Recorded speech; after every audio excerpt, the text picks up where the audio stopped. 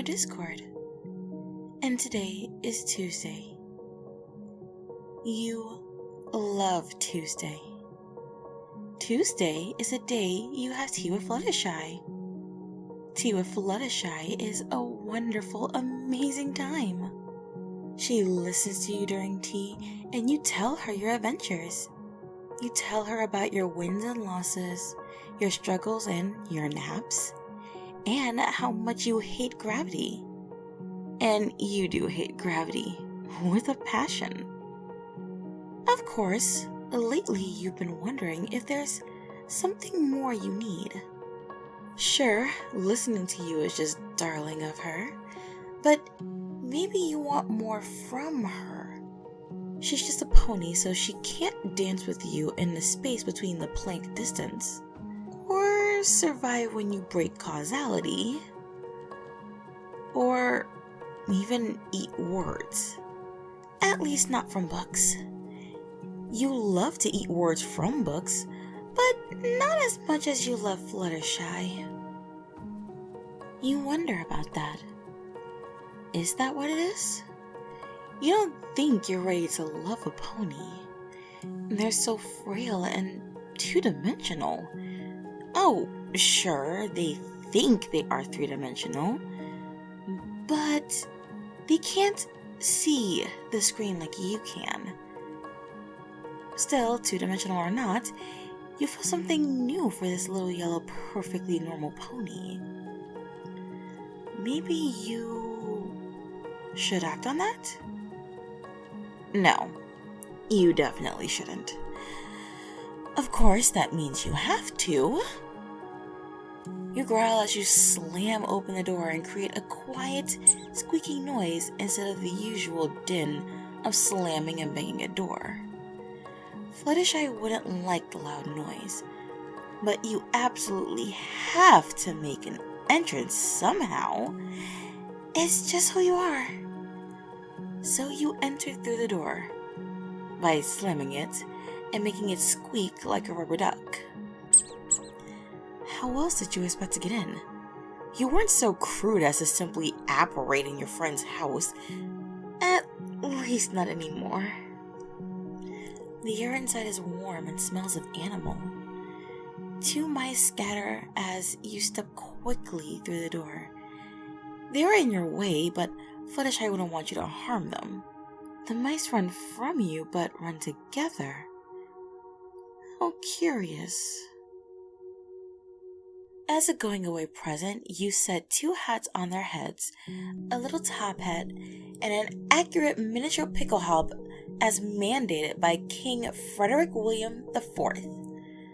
Not that you or the mice know King Frederick, but it was the principle of the matter. You always considered yourself too principled for your own good. Perhaps it was time for a change. Fluttershy, I'm here. I brought lemon bars. You hold a bag, joyfully shouting your entrance. You don't want to scare her. I'm in the living room, Discord. Tea for two is almost ready. Her voice sails through the house like a fresh breeze in a warm, stinky animal hovel. Smiling, you rush through the house to the living room, letting your long snake-like tail swish across the floor and startle a snoozing chinchilla. Birds scatter and tweet as you go.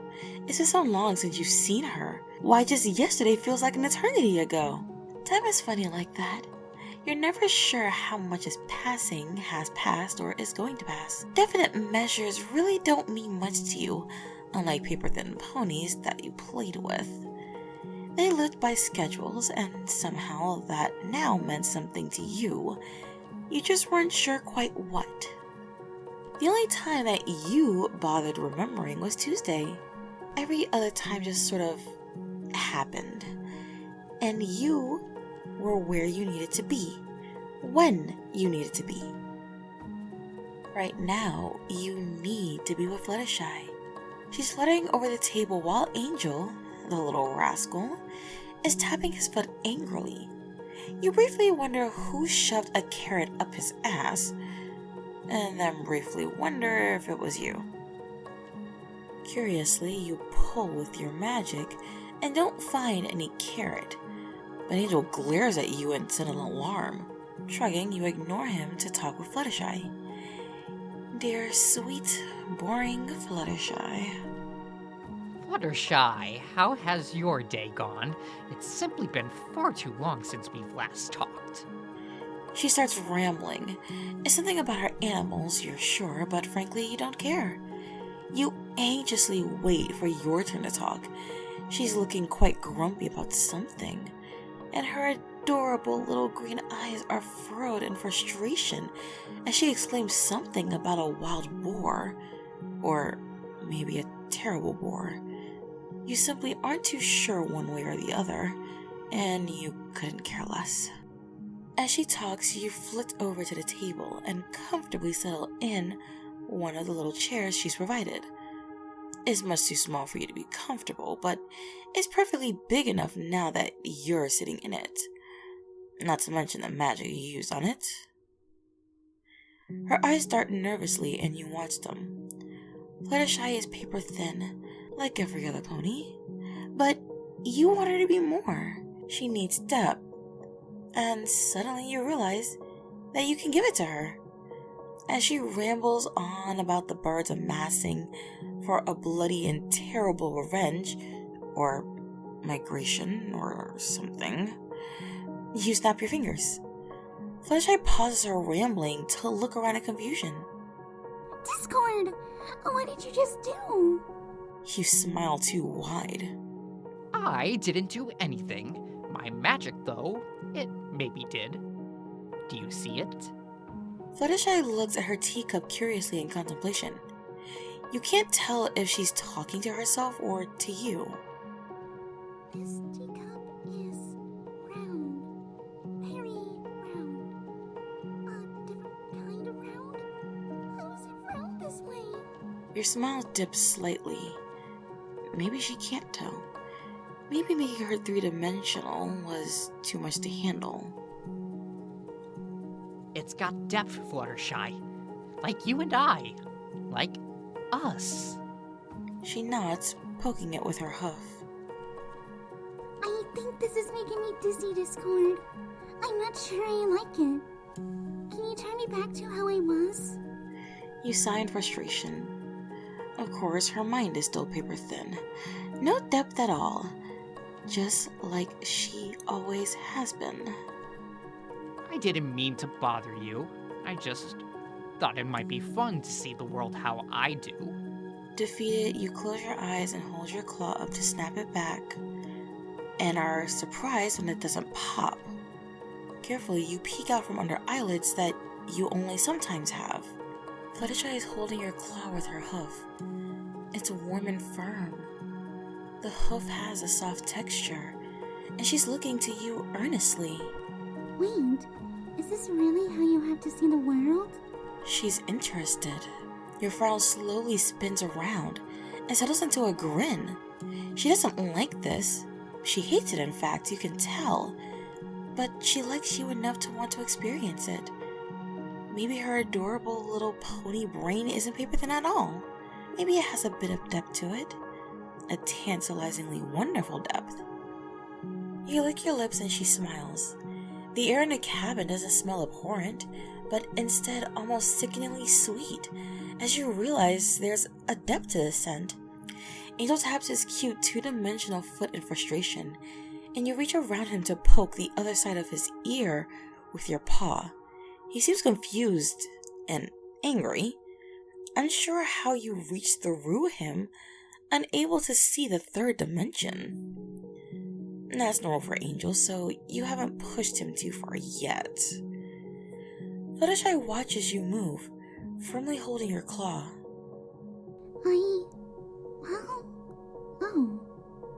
That's it's interesting. Interesting? I rip you from the fabric of your reality to show you mine, and all you can say is that it's interesting? You tease her. She likes being teased, but only gently, only softly. Fluttershy likes soft things. Now they can be even softer. I'm glad I can see what you see. Please don't make me go through. It's hard enough for me to stand, and I'm terrified I'll fall through. She peeks over the edge of the screen and into the infinite space in front of her. You shrug. You know how to solve this. You snap your fingers again, and both of you gently float next to the table. You can't fall if there's no gravity. Doesn't that feel safer? Fluttershy shivers, holding her claw tightly as her hair waves around in the zero-G environment. Even though her grip tightens, her body seems to relax.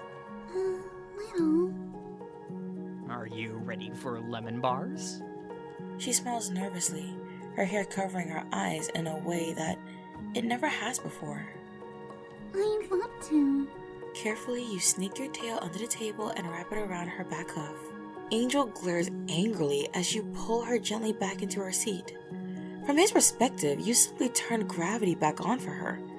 But you and her know the truth. A little secret from the bunny. A little tantalizing weightlessness under the table by your tail. Slyly, she smiles back as she realizes what you've done. That little grin. That little smile means the world to you. It's not a scared little pony. And it's not a boring, sane Fluttershy. It's someone who almost understands you. She's a co-conspirator now. Maybe she's still timid. Maybe she's still terrified, but she's there with you. She's brave for you. The lemons march out of your bag and begin to pour the drinks, and Fluttershy laughs. And you laugh too. Thank you for listening, every pony. Feel free to subscribe and turn on the notification bell to know when I post more content like this. Feel free to follow me on TikTok, Patreon, X, and Discord. Links in the description. And should you want to join my new nation, feel free to join the Shade Hollow, my Discord server. Good night, every pony.